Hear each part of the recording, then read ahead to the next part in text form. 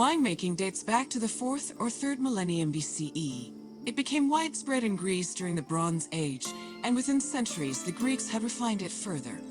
The first step in the process was always harvesting, where grapes grown on rows of vines were collected by vineyard workers.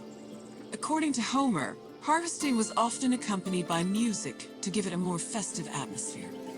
Ancient Greek wine mainly came in 3 different varieties: Osteros, Glutathione, and Autokratos.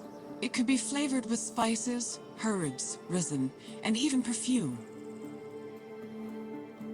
It was also much stronger than modern wine, with an alcohol percentage of approximately 16%.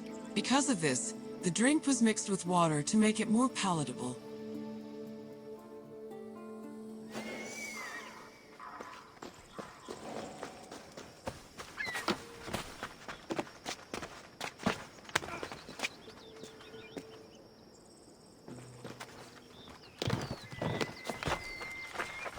Grapes were dried to maximize the wine's sweetness and prevent it from turning into vinegar.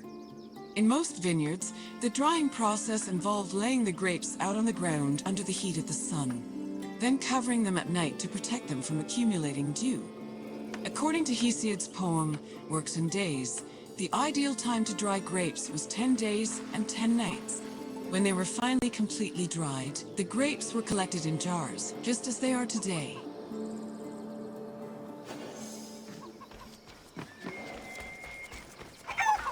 The Greeks had many methods for crushing the harvested grapes.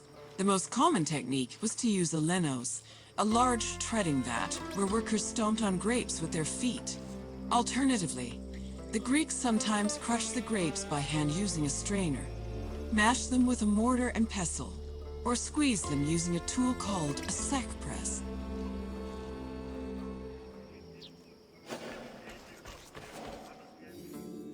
After the grapes were pressed, the resulting juice was poured into large containers called pithoi, where it fermented.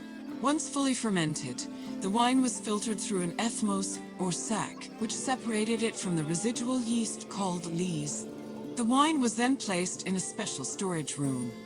The room was half buried to keep it dry and maintain a consistent temperature of 15 degrees Celsius. These measures ensured the wine wouldn't lose any of its quality before being shipped to market.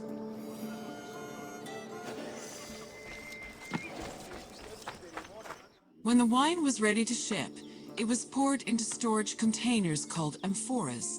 These were smaller than pithoi, which made them easier to ship and display in crowded marketplaces. However, that doesn't mean transporting wine was always a safe endeavor.